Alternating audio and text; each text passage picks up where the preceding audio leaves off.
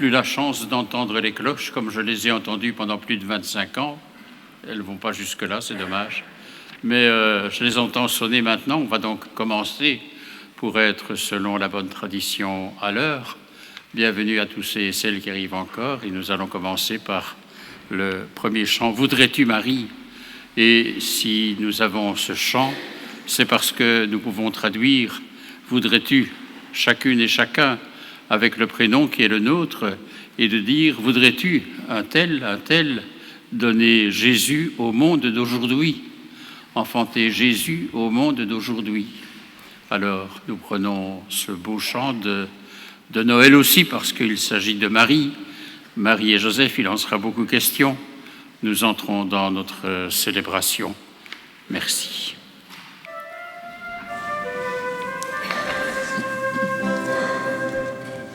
Dans son pays plein de soleil, Marie devait se marier.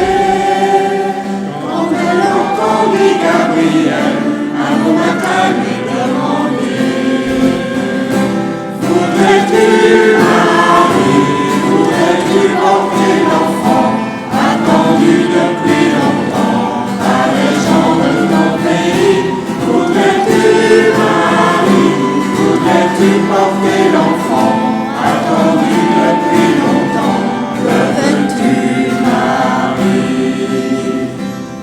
Elle a dit oui de tout son cœur à l'ange qui était venu, et la promesse du Seigneur prit le visage de Jésus. Voudrais-tu, Marie, voudrais-tu porter l'enfant attendu depuis longtemps par les gens de ton pays? Voudrais-tu, Marie, voudrais-tu porter l'enfant attendu depuis longtemps? Le veux-tu, Marie? Élisabeth, en la voyant, s'est écriée: Tu es bénie, toi qui vas nous donner l'enfant qui s'appellera le Messie. Voudrais-tu, Marie, voudrais-tu porter l'enfant attendu depuis longtemps par les gens de ton pays?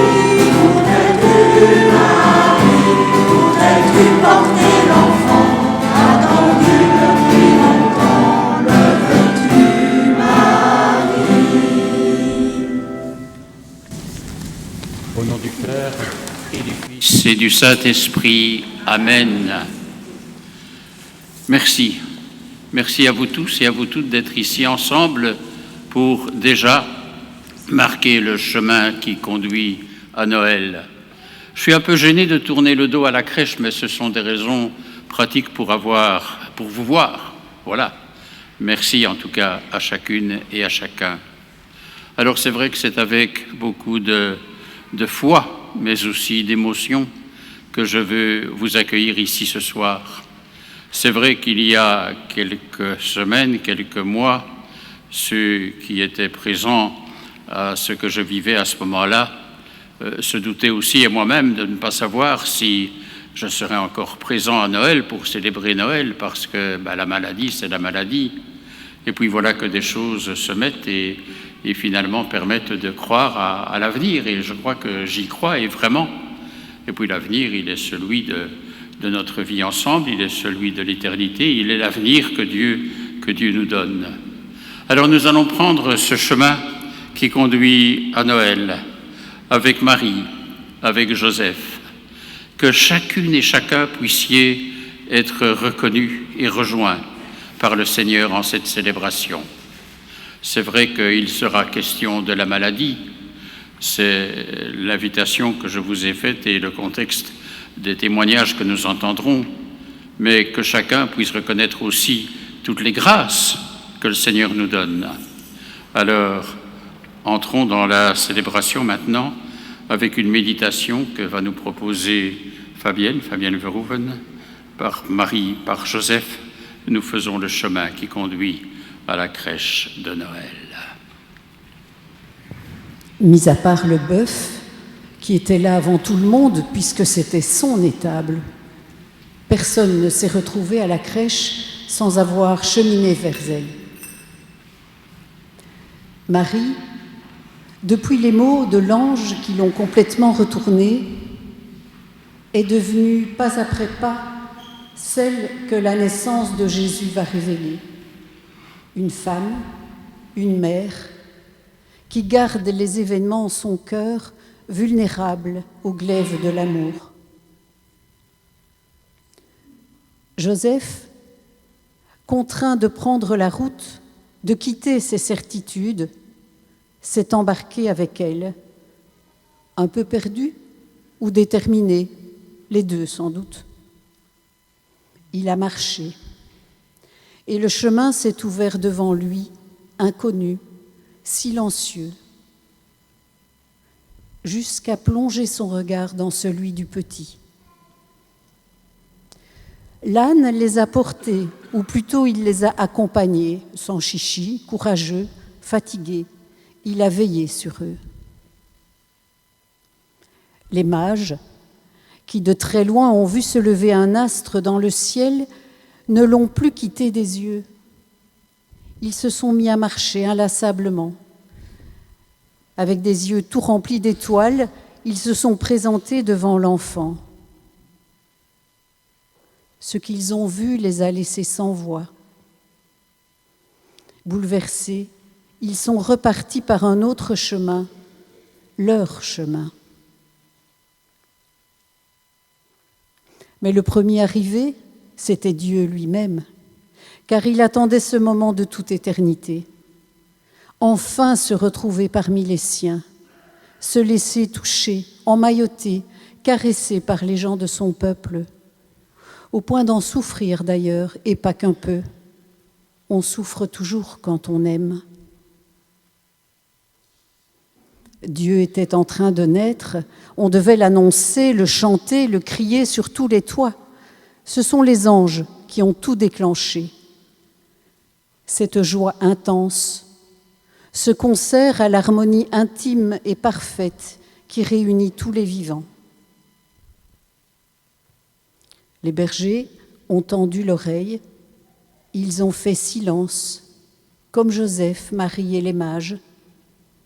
Comme eux, ils ont quitté leurs habitudes, ils ont laissé leur montagne pour descendre à la ville, pour s'agenouiller devant le petit. Peut-être bien qu'ils ont dévalé le chemin, tant l'attente gonflait leur cœur. La vie est dure quand on est berger. La solitude peut être écrasante, le regard méprisant des autres fait mal. Ils ont tout lâché et se sont sentis regardés comme jamais ils ne l'avaient été. Nous aussi, nous avons cheminé à pied, à vélo, en voiturette. L'espace d'un moment, nous avons tout lâché ce dimanche et nous voici dans le silence et l'émerveillement, avec nos fardeaux et nos rêves, avec ceux que nous aimons et ceux qui nous manquent,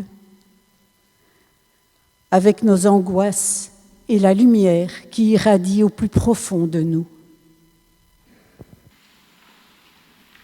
Et nous voici,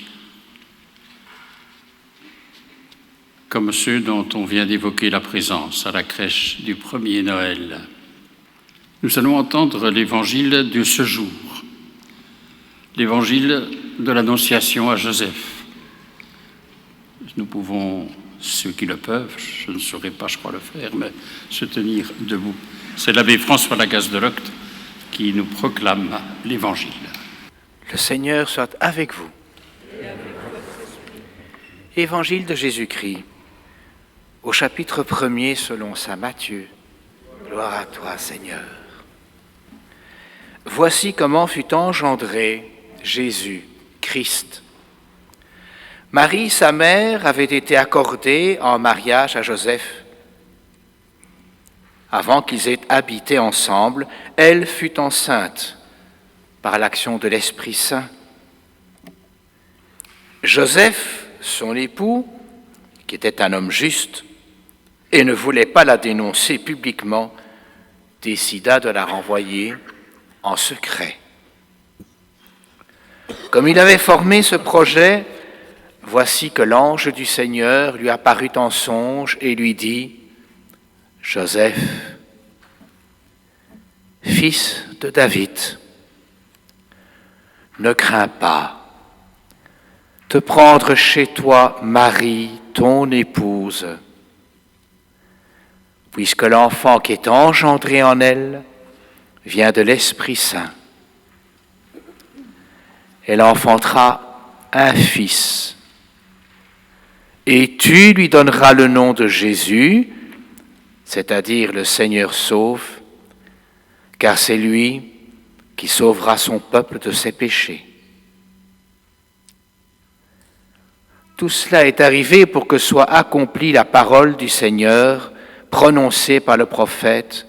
« Voici que la Vierge concevra, et elle enfantera un fils. On lui donnera le nom d'Emmanuel qui se traduit « Dieu avec nous ». Quand Joseph se réveilla, il fit ce que l'ange du Seigneur lui avait prescrit. Il prit chez lui son épouse. Parole du Seigneur. Louange à toi, Seigneur Jésus.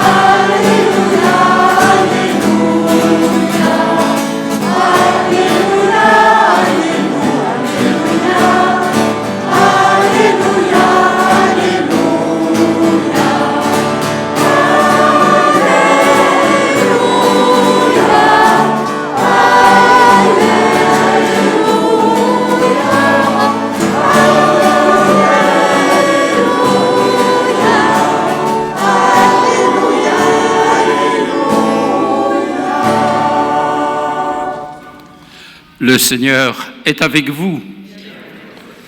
Évangile de Jésus-Christ selon saint Luc.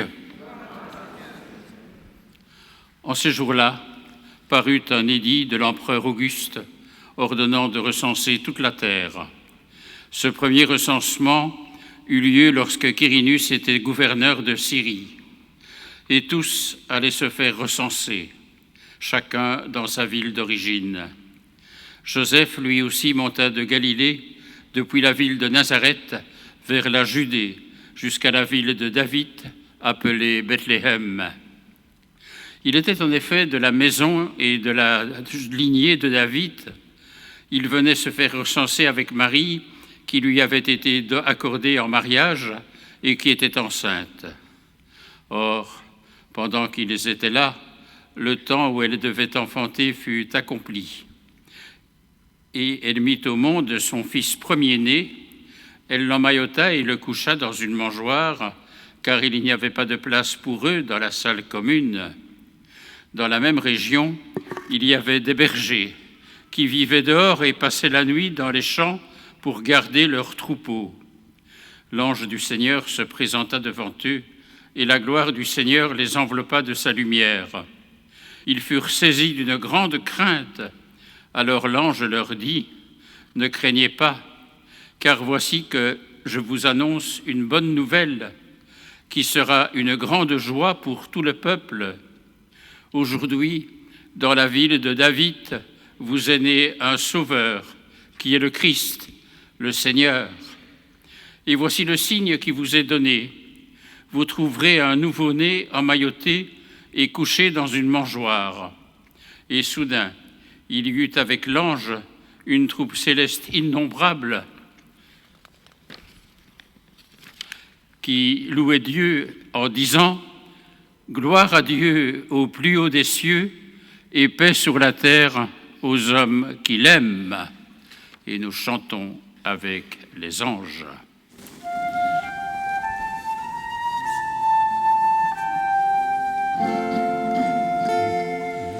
Les anges dans la campagne ont entonné l'hymne des cieux, et l'écho de nos montagnes revise le chant mélodieux.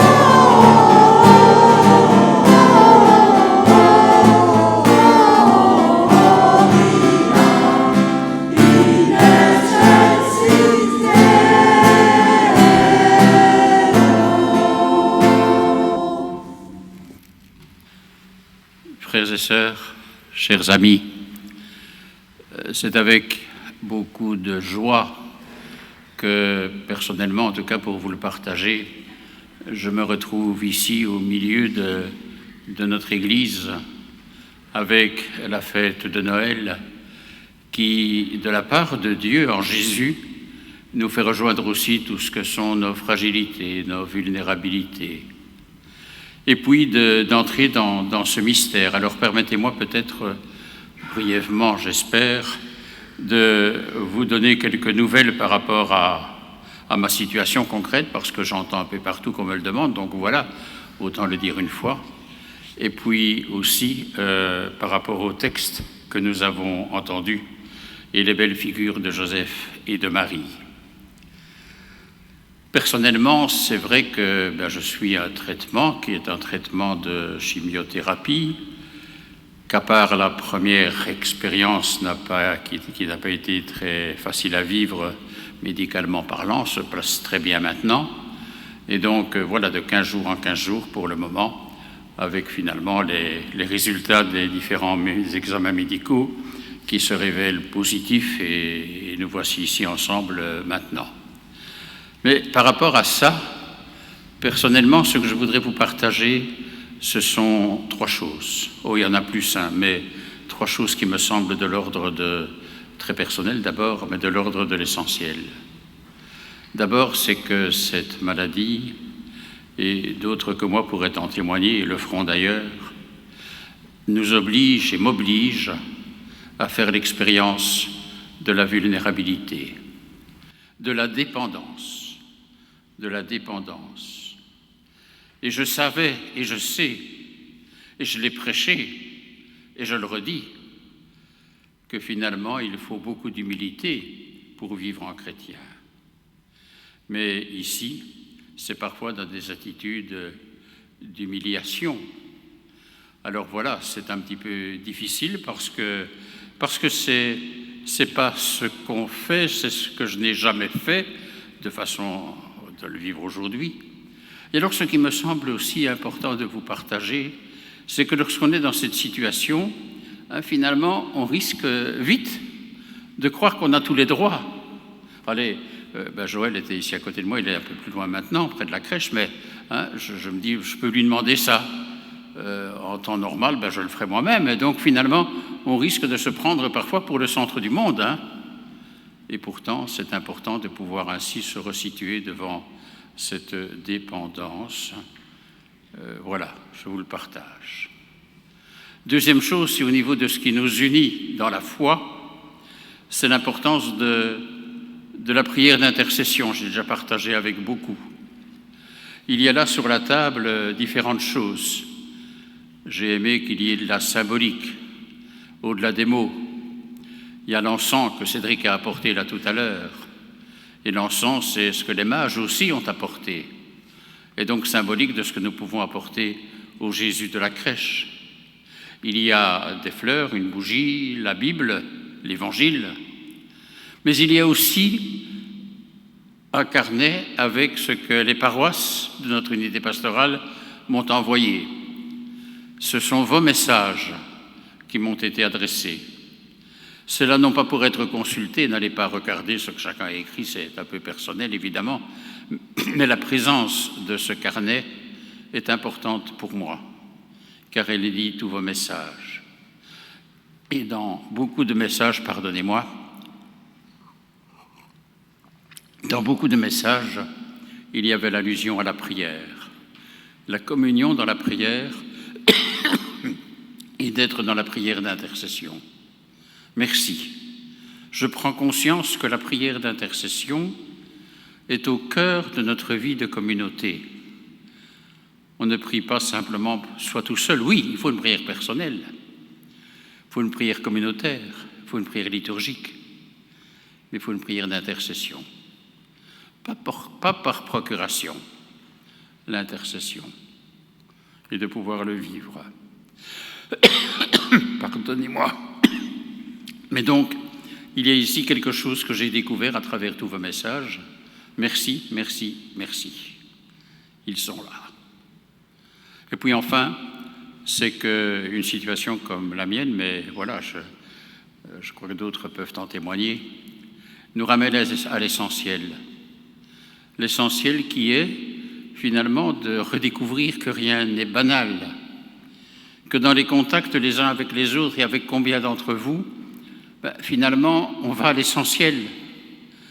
parce que finalement, la situation non seulement l'impose, mais nous fait ce cadeau-là, paradoxalement. Aller à l'essentiel, c'est-à-dire ne pas tricher, bien sûr, mais c'est redécouvrir ce qui est au cœur. Et j'ai pour moi 2 phrases de frère Roger qui m'habitent maintenant, de frère Roger de Thésée, le fondateur de Thésée, en qui je reconnais vraiment comme un père spirituel. Il parlait de l'unique nécessaire. Eh bien, peut-être que je me dis aujourd'hui aussi, l'unique nécessaire, c'est ce vers quoi je dois être attentif, ce à quoi je dois être attentif. Et puis l'autre chose, c'est la dynamique du provisoire. Entrer dans ce temps-là aussi, parce que rien n'est jamais gagné, rien n'est jamais totalement perdu, mais tout reste fragile. Et donc d'être dans la dynamique du provisoire permet de trouver peut-être la justesse de l'attitude que nous avons à avoir. Voilà, ces 3 points, je voulais vous les partager. Là, accepter une dépendance, c'est jamais simple, et je pense à d'autres qui ne sont pas ici avec nous, mais qui sont l'époux ou bien des conjoints, des enfants de certains d'entre vous et qui vivent des situations comme celle-là. La dépendance, c'est parfois humiliant, hein, je vous le disais. La prière d'intercession, communion dans la prière, et aussi l'unique nécessaire, revenir à l'essentiel. Alors, de façon peut-être à rejoindre les textes que nous avons entendus, je me dis que Joseph et Marie, à travers ce qu'ils ont été, ce qu'on nous en dit, on nous en a dit au début de la célébration, permettent peut-être d'entrer dans ce chemin de l'essentiel de la foi. Joseph.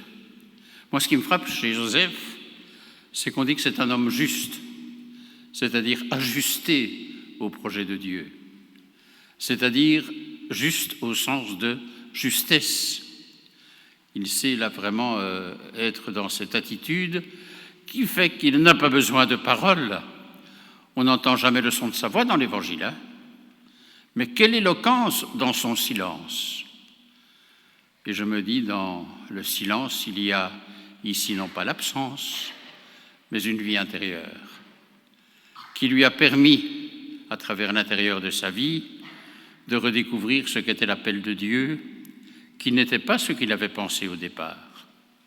Il a dû se changer totalement, et donc d'accepter Marie, qu'il voulait répudier en secret pour ne pas faire de scandale. Et puis voilà qu'on lui dit, mais non, accueille-la. Et non seulement accueille-la, mais tu donneras à l'enfant qui est en elle le nom de Jésus, c'est-à-dire que Dieu sauve. C'est-à-dire que la mission de Jésus est déjà indiquée dès avant sa naissance dans l'Évangile. Il est le salut, celui qui sauve et qui nous dit le royaume. Joseph, une personnalité bien contemporaine. Je vous invite à le redécouvrir sans cesse. Et puis Marie, à qui on dit de la part de Dieu, puisque c'est l'ange, c'est Dieu lui-même qui s'adresse à elle, hein, de dire « ne crains pas », de dire « tu as trouvé grâce auprès de Dieu ». C'est extraordinaire, hein, c'est la parole que Jésus nous adresse à chacun. L'annonciation, c'est cela. Tu as trouvé grâce auprès de Dieu. Ne crains pas. Et donc, Marie se trouve ainsi avec la mission, car quand Dieu dit cela, c'est aussi en vue de faire confiance, une responsabilité de mettre Jésus au monde, et rien moins que cela.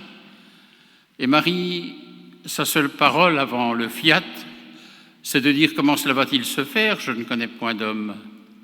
C'est de demander quelques précisions quand même. Et c'est la place de l'Esprit Saint, l'Esprit présent à toutes les étapes de la vie, mais particulièrement aux étapes qui sont créatrices de vie, de renouveau.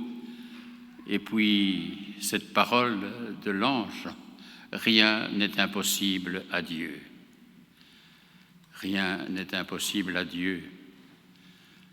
Je voudrais vous partager que c'est une parole qui m'interpelle fort.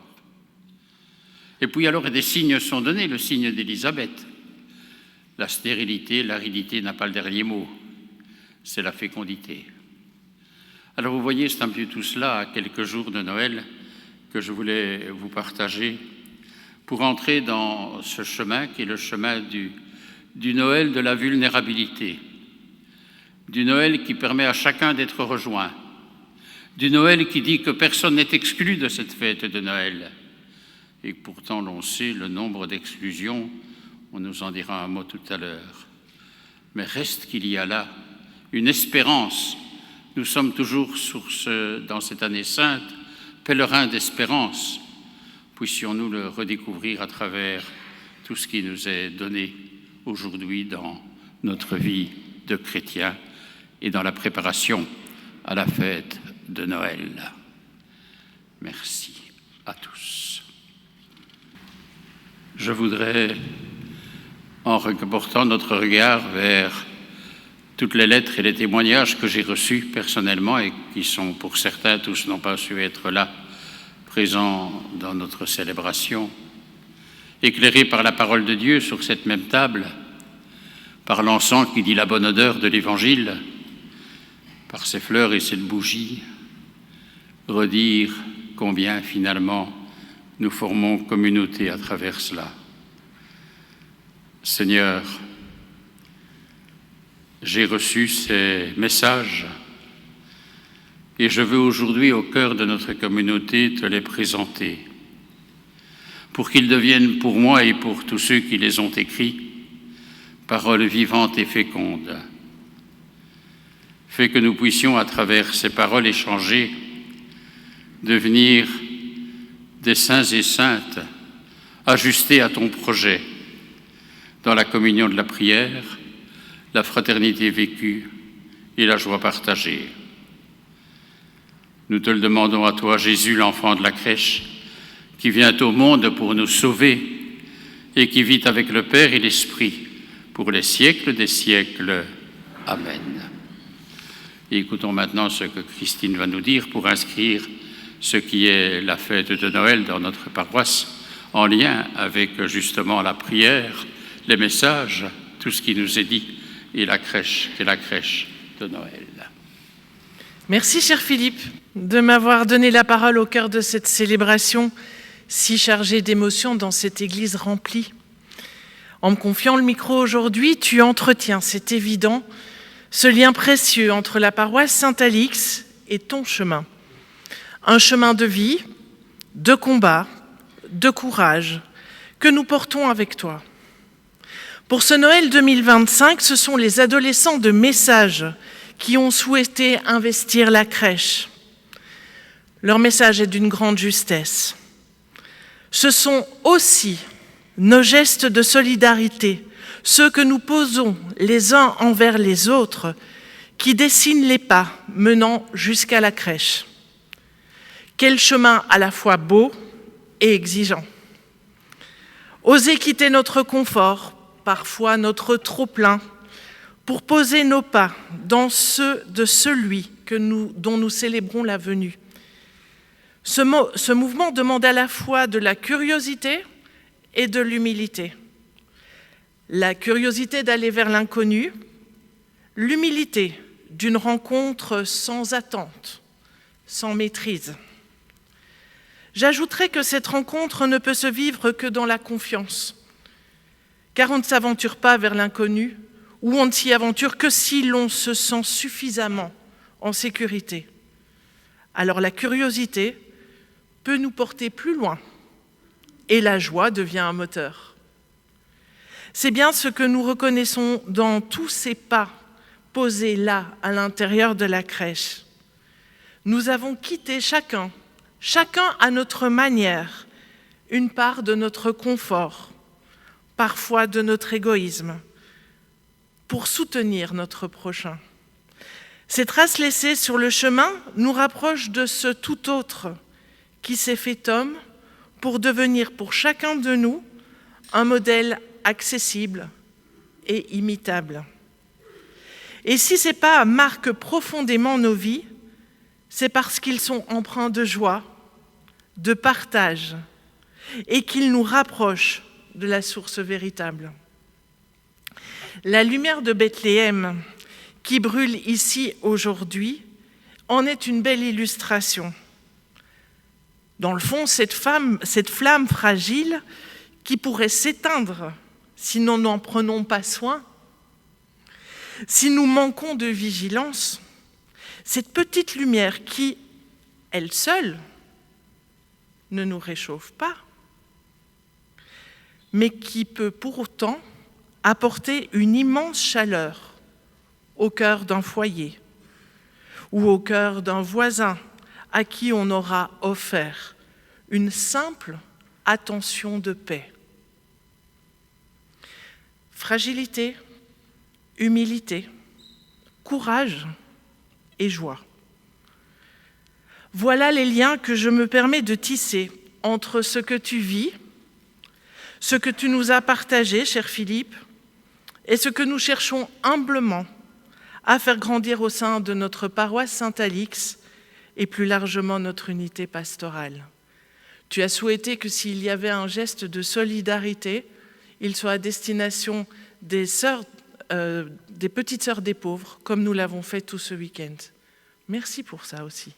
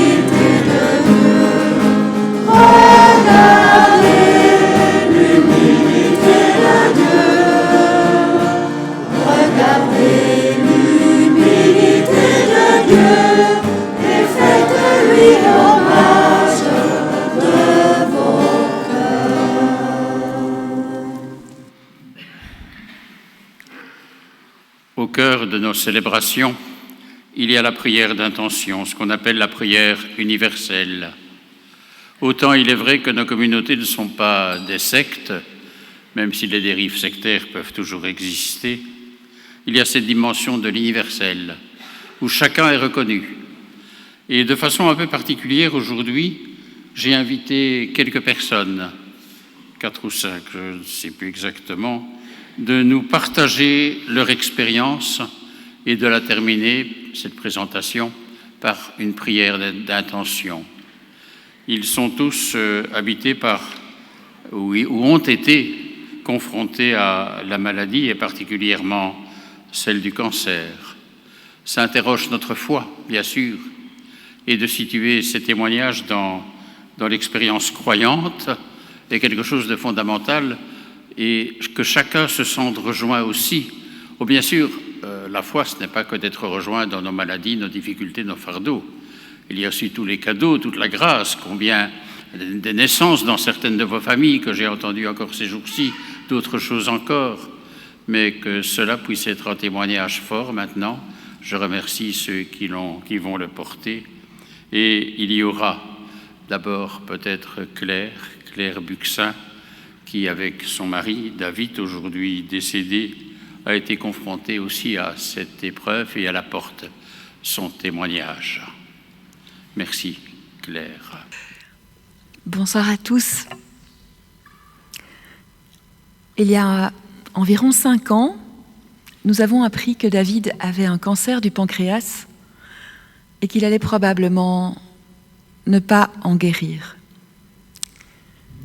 Ma première réaction, ça a été de pleurer et de vouloir négocier avec Dieu. J'avais envie de lui dire, écoute, demande-moi n'importe quoi, mais guéris-le. Mais tout en disant ça à Dieu, je savais très bien que ça ne marchait pas comme ça. Je lui disais, je sais bien que c'est pas comme ça, mais j'ai tellement envie qu'il guérisse, tu sais. Et je touchais en fait à la profondeur de mon amour pour David, parce que je sentais que j'étais prête à tout donner pour qu'il guérisse, tout. Et puis une autre question m'est venue, pourquoi ? Pourquoi lui ? Pourquoi maintenant ? Mais très vite, David et moi, on a compris que cette question-là, elle était stérile et qu'elle était sans réponse. Alors, on a choisi de se poser une autre question. La question du comment. Comment est-ce qu'on va vivre cette épreuve ? Comment est-ce qu'on va traverser tout ça ? Le cancer, c'est une maladie qui peut vous enfermer. C'est une maladie qui rétrécit votre espace, en fait. D'abord, vous ne pouvez plus faire des promenades aussi longues que celles que vous aviez l'habitude de faire. Et puis, vous ne pouvez plus aller que jusqu'au bout de la rue, et puis vous ne pouvez plus sortir de la maison. Donc, votre espace se rétrécit. Vous pouvez avoir l'impression que votre liberté se rétrécit aussi. Or, j'ai appris qu'en mathématiques, on dit qu'entre 0 et 2, il y a le chiffre 1, vous êtes d'accord avec moi ? Mais entre le chiffre 0 et le chiffre 1, qu'est-ce qu'il y a ? Eh bien, entre 0 et 1, il y a une infinité de nombres décimaux. Ça veut dire que même si l'espace est tout petit, comme l'espace entre 0 et 1, il y a quand même une infinité de manières de vivre dans cet espace. Et c'est là qu'en fait, notre créativité a pu se développer et s'épanouir. La créativité, c'est pas seulement peindre, dessiner ou faire du macramé. La créativité, c'est inventer sa vie. Et le choix de David, ça a été de vivre cette vie, cette épreuve, ce morceau de vie qui lui restait à vivre, de le vivre en lien avec Dieu et de le vivre en lien avec vous, avec ses amis, avec les autres. Au début, il a voulu venir tous les jours à l'église pour communier, et puis quand il n'a plus pu sortir de la maison, c'est les amis qui venaient à la maison lui apporter la communion et prier avec nous. La manière dont on a pu vivre ce temps, de manière personnelle, en couple et avec nos 3 enfants, eh bien, cette manière-là, elle a déjà ciselé la manière dont j'ai pu vivre mon deuil après le décès de David, et aussi la manière dont notre famille a évolué, nos relations ont changé. Et je sens nos enfants profondément enracinés aujourd'hui. Et je sais que c'est aussi grâce à tout ce qu'on a vécu avant. Alors, l'important, c'est pas de se dire « mais qu'est-ce qu'on va faire quand il sera mort ?» C'est de se dire « qu'est-ce qu'on va faire aujourd'hui pour nourrir la vie ?» Alors voilà, je vous partage simplement les pensées qui me portent aujourd'hui et que j'avais envie de vous partager, de vous adresser spécialement. Le chemin se construit en avançant. Je vis un jour à la fois, 1 heure à la fois. Je pose un pied devant l'autre et je m'étonne d'être debout, d'être vivante. Il ne faudrait jamais cesser de s'étonner, de s'émerveiller. C'est étonnant ce verbe, s'émerveiller. Pourquoi ce S'? Je m'émerveille moi-même. Je suis émerveillée par moi. Regardez vos mains. Regardez vos mains. Pensez à tout ce qu'elles ont touché depuis votre naissance, à tout ce qu'elles ont attrapé, modelé, caressé, saisi, écrit, effleuré, plié, soulevé, lavé, dessiné. Émerveillez-vous de vos mains. Regardez votre visage dans le miroir ou posez vos mains sur vos joues et fermez les yeux. Pensez à tous ces jours où le vent l'a caressé, votre visage, où le soleil l'a réchauffé ou ébloui, où l'eau l'a rafraîchi, où quelqu'un vous a embrassé. Émerveillez-vous de votre visage. Regardez vos pieds. Pensez à tous les pas que vos pieds ont accomplis depuis que vous avez appris à marcher, à tous les endroits où vous êtes allés, aux montagnes que vous avez gravies, aux soirées où vous avez dansé. Émerveillez-vous de vos pieds. Vous voyez, vous êtes merveilleux. Ce n'est pas un compliment, c'est un constat. Vous ne pouvez nier l'évidence. Vous êtes merveilleux. Parce que vous êtes en vie. Parce que vous êtes capable de reconnaître que cette vie vous a été donnée sans que vous ayez dû la demander. Vous êtes là, vous êtes ici, corps et âme. Votre cœur bat, vos poumons respirent, vos oreilles entendent ma voix. Et nous sommes ensemble, sous le même toit, pour un instant de communion. L'espérance, finalement, n'est pas tellement tournée vers demain, pas tant vers demain que vers l'ici et maintenant. C'est au fond de vous-même, dans ce puits de gratitude et d'émerveillement, que vous trouverez la force et la joie. Vous êtes lumineux, car habité par la lumière. Lorsque vous mourrez, vous laisserez à la terre cette lanterne qu'est votre corps. Mais la lumière qui est en vous ne mourra jamais. La lumière est éternelle. Jésus le Christ, tu es venu dans le monde pour nous révéler tout cela. Apprends-nous le silence et le repos. Apprends-nous l'émerveillement et la gratitude. Fais briller en nous ta lumière de vie éternelle. Amen.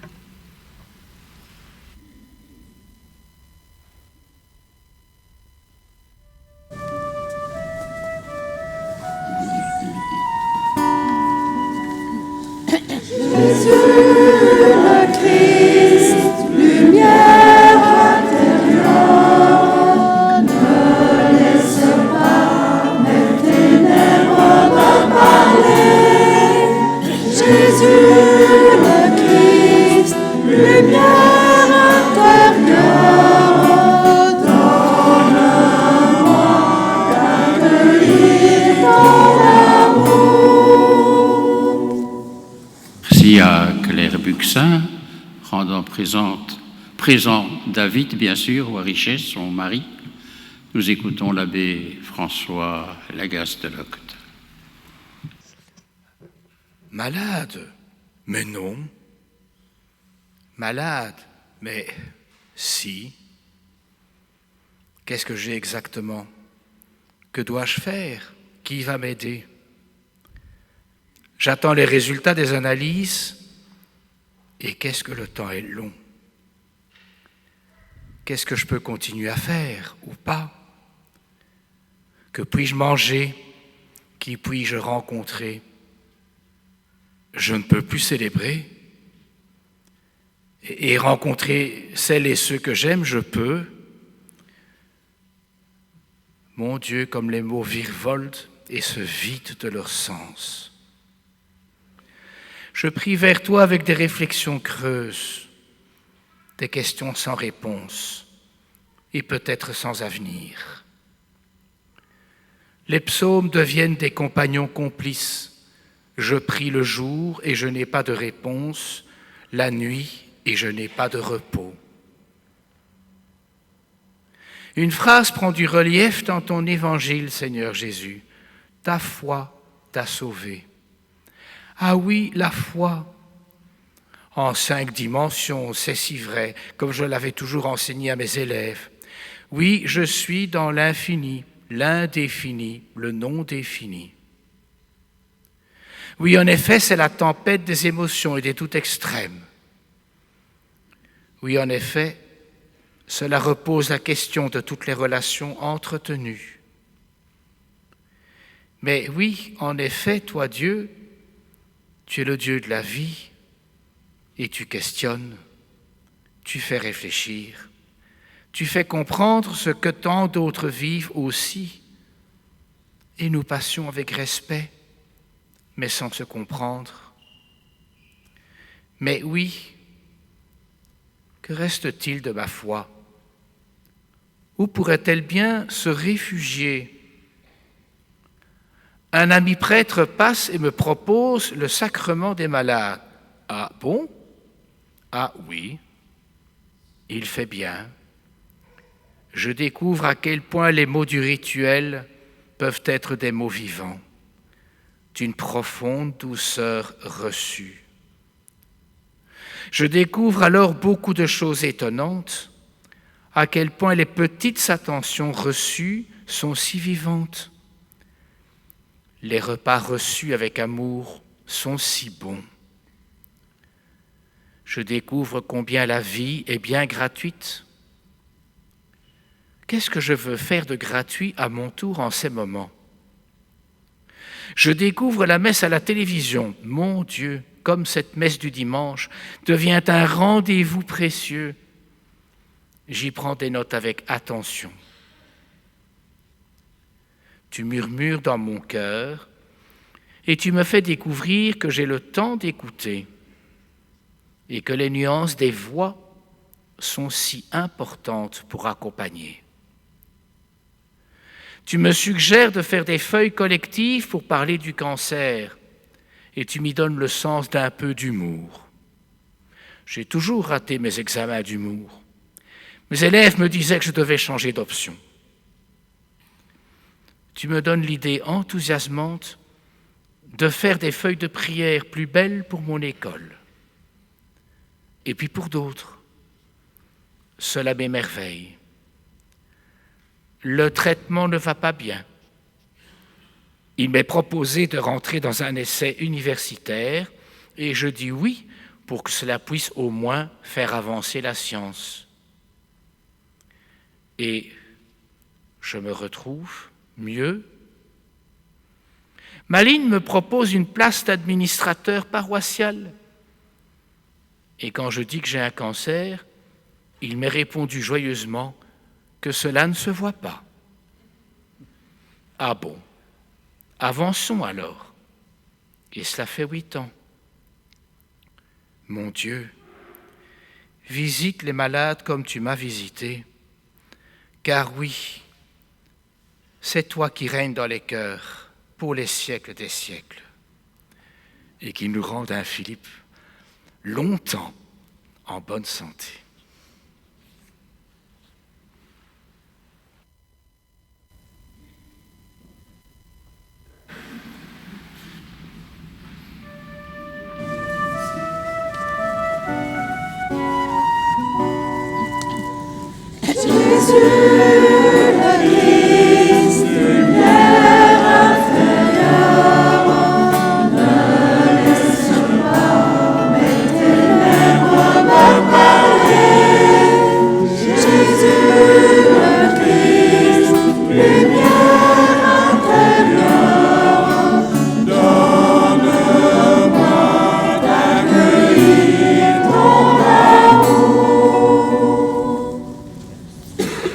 Merci à François. Nous écoutons Claire Berton, et nous terminerons après avec Francisco de Murga. La maladie m'a fait tomber de haut, mais elle m'a appris la vraie humilité. j'ai compris que je n'étais pas le maître de ma vie et que mon corps était fragile. Dans cette épreuve, je me sens plus proche des souffrances de Jésus. Porter ma petite croix chaque jour me permet de mieux comprendre son sacrifice et de lui offrir ma peine. Aujourd'hui, je dois apprendre le vrai lâcher-prise, arrêter de vouloir tout contrôler pour laisser agir Dieu et accepter sa volonté, même si c'est parfois difficile. Je découvre aussi la bienveillance incroyable de ceux qui m'entourent. Leurs gestes, leurs mots sont comme des signes de l'amour de Dieu pour moi. Et même si la guérison n'est pas encore là, je reçois parfois, souvent, la grâce d'aller un peu mieux. Ces moments de répit sont des cadeaux qui me donnent force, courage et surtout patience. J'apprends à m'abandonner avec confiance entre les mains du Seigneur, en sachant qu'il m'accompagne à chaque pas sur ce chemin. Seigneur, aujourd'hui je me tiens devant toi avec un cœur humble et rempli d'espérance. Nous pensons à tous ceux qui sont malades, qui se battent jour après jour pour vivre ou pour survivre. Donne-leur ta force quand le corps est fatigué, la paix quand l'angoisse prend trop de place et l'espérance quand le combat semble trop lourd, trop long ou interminable. Seigneur, aide-moi à guérir. Quand la peur m'envahit, rappelle-moi que je ne suis pas seule. Prends-moi dans tes bras. Quand la douleur se fait sentir, sois ma consolation. Prends-moi par la main. Et quand je doute, sois ma lumière. Caresse ma joue. Nous te confions aussi les familles qui souffrent dans le dénuement, qui ont tellement de mal à trouver les mots justes et à rester dans l'équilibre. Nous te confions tous ensemble les proches qui accompagnent et qui aiment en silence. Donne à tous la patience, la tendresse, l'abnégation et le courage dans la bienveillance. Pardon pour tous mes accès de colère et parfois mon désespoir. Sois mon chemin de vie, Seigneur. Apprends-nous à vivre pleinement chaque jour, à ne jamais perdre la foi, même au cœur de l'épreuve et de la souffrance. Merci, Seigneur, pour chaque souffle, chaque jour donné, chaque signe d'espérance, chaque geste d'amour et de douceur, pour chaque sourire et chaque parole d'encouragement. Seigneur, merci pour la vie.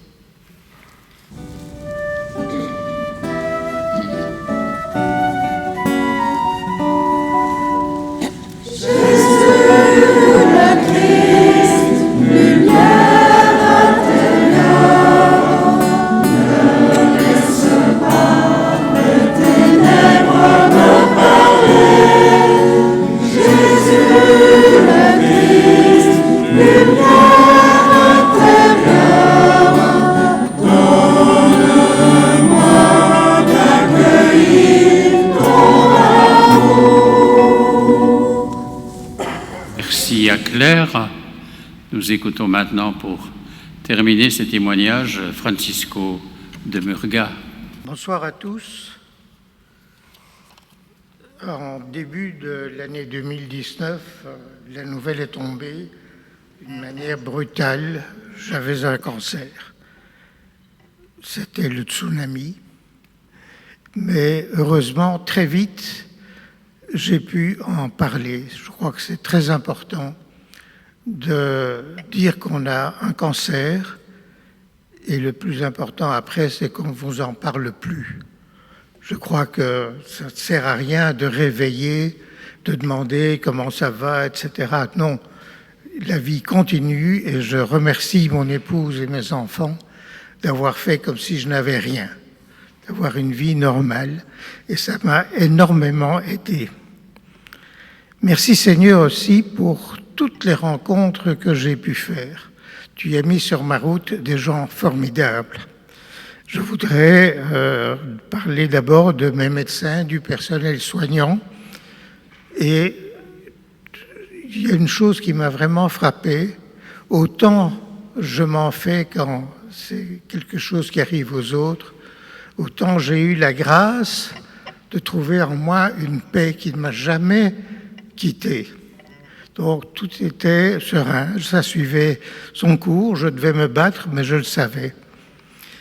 Merci aussi à un voisin qui tout de suite s'est proposé d'aller marcher avec moi, et nous avons été jusqu'au coin de la rue.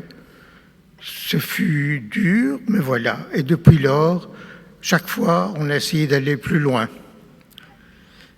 Merci à vous aussi, à Saint-Alix. Vous ne vous rendez pas compte de ce que j'ai reçu. Les prières qui ont été dites pour moi, le sacrement des malades que j'ai reçu plusieurs fois, la communion des saints, je crois que je l'ai vraiment vécu. De là-haut, j'avais un contact avec ma famille, ceux qui étaient partis. Merci surtout à toi, Philippe, pour l'aide que tu m'as donnée. Et j'espère, comme on a eu la même chose pour le moment, que les grâces que j'ai eues pour la guérison retomberont sur toi et très vite te remettront sur pied. Nous avons besoin de toi. Et enfin, j'ai fait une découverte extraordinaire à l'hôpital Delta. C'est un groupe de parole cancer qui se réunit chaque mois et ça fait un bien fou. Merci Seigneur, tu m'as donné tant de choses, donne-moi aussi de pouvoir donner aux autres. Amen.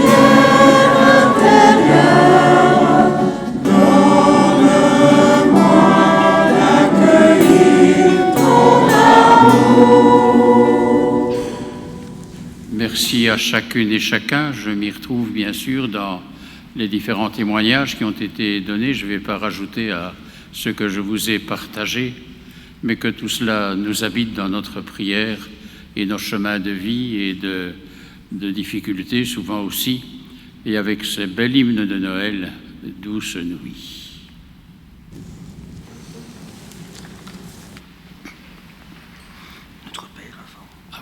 Ah pardon, oui c'est vrai, Christiane qui a composé la musique d'un Notre Père, c'est extraordinaire, je lui ai demandé, je trouve que c'était une participation, j'avais oublié de regarder la feuille, mais prions ensemble avec les paroles de Jésus et la musique de Christiane. Notre Père dans les cieux, que ton nom soit sanctifié, que ton règne vienne, et selon ta volonté, donne-nous notre pain et reviens nous habiter pour que soit enseignée ta sagesse, ta vérité. Architecte suprême, créateur ingénieux, jaillit des fontaines, splendeur, majesté, illumine la scène, ce décor glorieux, il coule de tes veines, éternelle bonté. Notre Père dans les cieux, que ton nom soit sanctifié, que ton règne vienne, et selon ta volonté, donne-nous notre pain et reviens nous habiter pour que soit enseignée ta sagesse, ta vérité. Tu dessines ce monde tellement bien calculé, au rythme des secondes, transparence et clarté, et dans cette alliance animée de beauté, inspire la cadence de notre liberté. Notre Père dans les cieux, que ton nom soit sanctifié, que ton règne vienne, et selon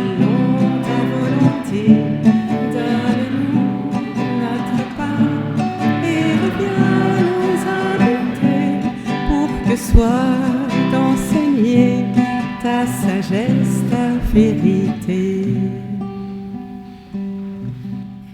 Merci Christiane. Et pour terminer avec une méditation brève du pape François que nous lit Marie-Ange Rossel, si nous retrouvons Noël. Extrait de méditation sur Noël du pape François. À Bethléem, nous découvrons que la vie de Dieu coule dans les veines de l'humanité. Si nous l'accueillons, l'histoire change, à commencer par chacun d'entre nous. En effet, quand Jésus change le cœur, le centre de la vie n'est plus mon moi, affamé et égoïste, mais lui qui naît et vit par mon amour. Allons jusqu'à Bethléem. C'est ce que les bergers ont dit et fait. Nous aussi, Seigneur, nous voulons aller à Bethléem. Aujourd'hui encore, la route est difficile. Nous devons surmonter le sommet de l'égoïsme, éviter de glisser dans les ravins de la mondanité et du consumérisme. Je veux arriver à Bethléem, Seigneur, parce que c'est là que tu m'attends.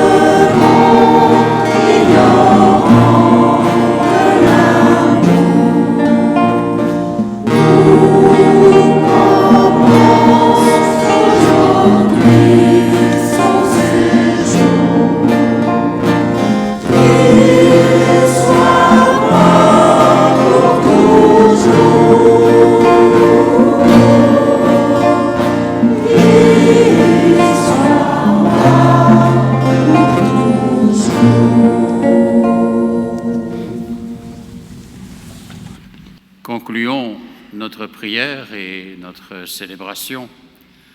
Vous savez que je l'ai toujours un petit peu pratiqué ainsi, mais à chaque célébration, il y a toujours quelques annonces. Alors, simplement peut-être vous signaler 2-3 choses. Je voudrais quand même de façon, maintenant, ici, en terminant la célébration, vous remercier tous et chacun, et beaucoup qui n'ont pas su venir et qui me l'ont dit. Et puis, remercier particulièrement notre archevêque, Monseigneur Luc Terlinden. Vous avez vu qu'il m'avait écrit quand il avait reçu l'invitation, comme d'autres l'ont reçu aussi. Il n'avait pas été question qu'il vienne nécessairement, mais le petit mot que vous avez dans le carnet est signe de ses encouragements et de sa façon d'être présent à ce que nous vivons et avons vécu. Merci aussi, bien sûr, à Benoît Sérex, notre bourgmestre, qui nous fait la joie d'être avec nous aujourd'hui aussi. C'est une belle amitié à vivre, alors merci Benoît pour tout ce qui est vécu et ta présence ici au milieu de nous. Vous retrouverez, vous savez que je me suis lancé après la pension, là, dans Signe des temps, que beaucoup suivent. Et donc nous avons fait déjà 30 numéros, puis j'ai interrompu un petit peu puisque la santé ne le permettait pas. On va recommencer à partir de certaines choses de la célébration d'aujourd'hui. Mais de vous dire en tout cas que le catalogue des 30 premières émissions est disponible. Anne le distribuera. C'est gratuit, mais ça a un coût. Alors si vous voulez, on va peut-être remettre Joël, je ne sais pas où il est derrière moi, je crois 2 paniers, pour pouvoir aider à ce qu'est l'impression de ce catalogue. Et ça fait un beau panel finalement. Regardez, prenez-le, et même si vous n'avez pas l'occasion, c'est gratuit, hein, mais voilà, ça peut aider. Et alors un panier pour aider aussi dans les collectes qui ont été faites ce week-end des petites sœurs des pauvres, et on sait combien nous sommes attachés aussi à leur congrégation, à ce qu'elles vivent. Voilà, j'en ai fini pour les annonces en tout cas, sauf à redire encore mille merci. Et puis la bénédiction que nous allons Mais moi faire. j'ai des annonces, Philippe. François et moi. Pardon, je ne t'avais pas vu.